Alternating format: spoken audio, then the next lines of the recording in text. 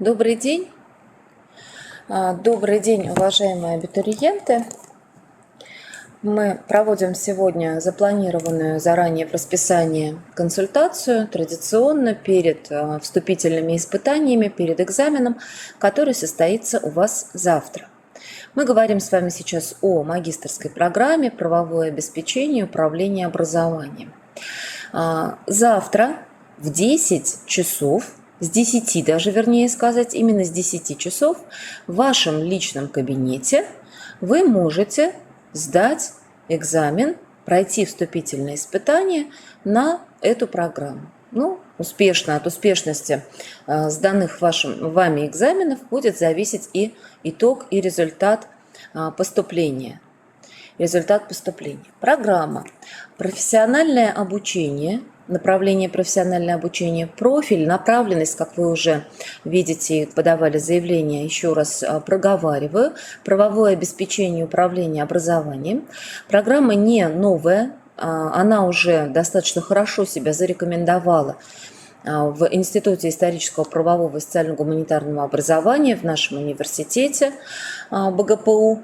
И не первый год мы, в принципе, достаточно хорошо наблюдаем, как студенты, абитуриенты приходят, подают заявления и благополучно на этой программе учатся, благополучно ее осваивают. И выбор, как правило, их оправдан, поскольку те, кто поступают на эту программу, мы привыкли к тому, что это люди достаточно уже осознанно это делают. Как правило, это практики, либо это ребята, наши же бакалавры бывшие, которые решили посвятить себя образованию и видят себя на уже дальнейших ступенях карьерной лестницы в системе образования. И те знания и умения, которые дает эта программа, освоение этой программы, как правило, они получают. Это мы видим из отзывов наших выпускников, из отзывов работодателей, которые с удовольствием трудоустраивают наших студентов. Поэтому программа не новая, но в этом году данная программа будет реализовываться только по заочной форме обучения. На данный момент вы видите квоту 12 бюджетных мест, из них 2 целевых места, на которые подано уже 3 заявления. И всего на нашу программу сейчас подано 79 заявлений. То есть конкурс есть, конкурсная ситуация на эту программу, как я уже сказала, это традиционная, обычная ситуация. Но лучшие проходят, лучшие учатся, и мы тоже надеемся на то, что, в принципе, каждый из вас достаточно удачно сдаст экзамены, и вы видите, что, в принципе, всегда у нас есть и коммерческий набор на эту программу, поэтому стоимость обучения здесь достаточно демократичная, можно сказать. Мы отслеживали, мониторили ситуации в других вузах, в том числе педагогических вузах. Нужно сказать, что на заочном обучении вполне подъемная стоимость, и поэтому коммерческие договорные тоже отношения с нашим вузом мы приветствуем для тех, кто собирается действительно освоить данную программу. То есть вы видели, что стоимость там 40 800 сейчас поставлена на обучение по заочной форме в магистратуре. Я думаю, что это тоже вполне реальная ситуация.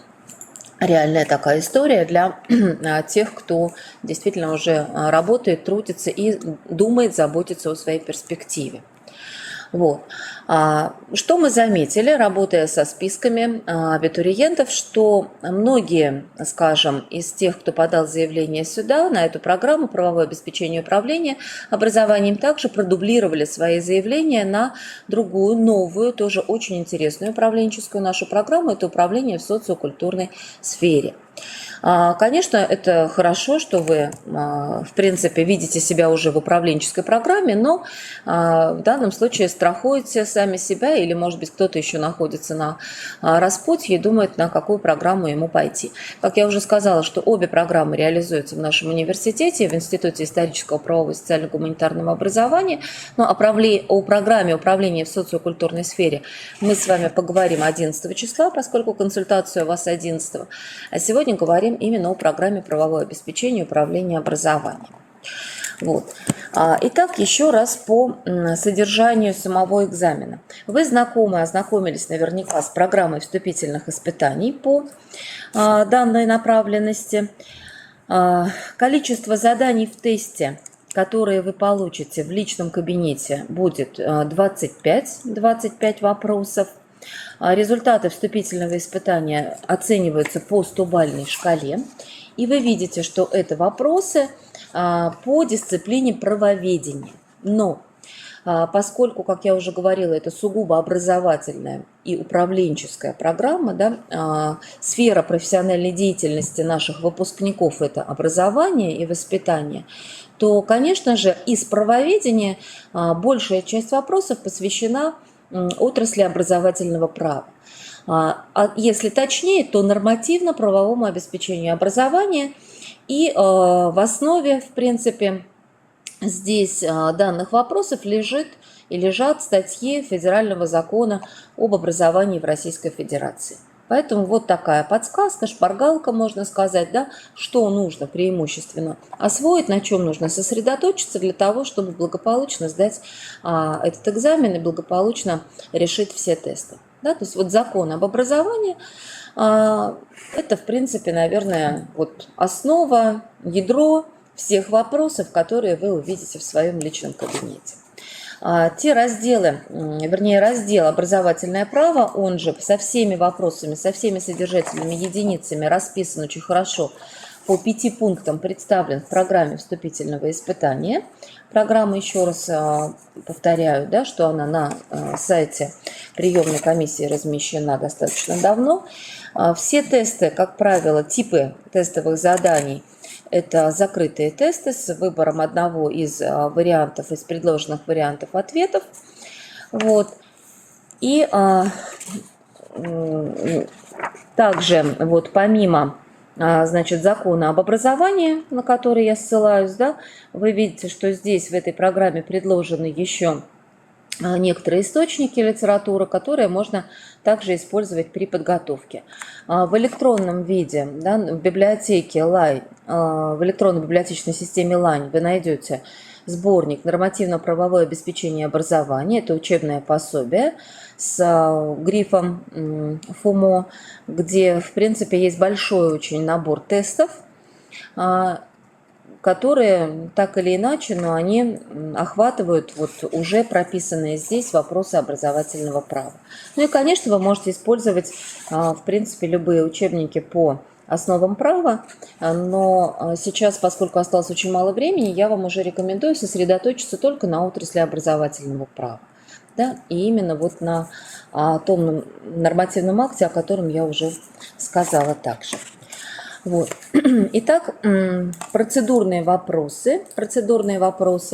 Значит, завтра с 10 утра до 20:00 у вас будет возможность в любое время зайти в личный кабинет и протестироваться.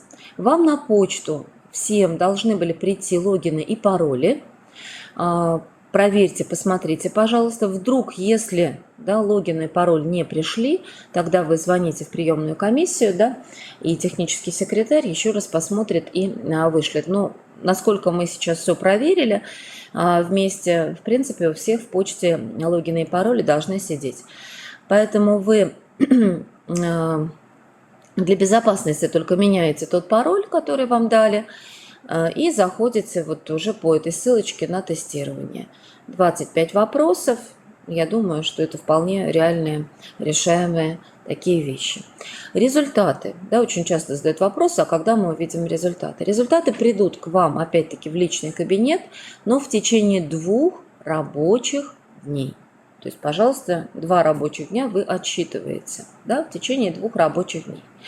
Ну и напоминаю, что для тех, кто по каким-то причинам не может завтра сдать этот экзамен, или он дублируется у вас с экзаменом на другую программу, мы тоже понимаем, что вы подавали свои документы на разные программы, да, вы в выборе находитесь, многие сейчас, то резервный день, единый резервный день для всех, в принципе, магистерских программ – это 18 августа.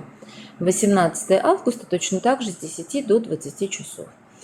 Ну, будем надеяться, что основная масса абитуриентов, которые подали сюда заявление, они смогут пройти вступительные испытания завтра, и мы, в принципе, уже благополучно будем набирать группу на эту программу. Обучение проходит, как я уже сказала, да, дислоцируется. Деканат располагается, да, и основная дислокация всех, скажем, организационных моментов в 4-м учебном корпусе. В 4-м учебном корпусе нашего университета, это Октябрьская революция 55.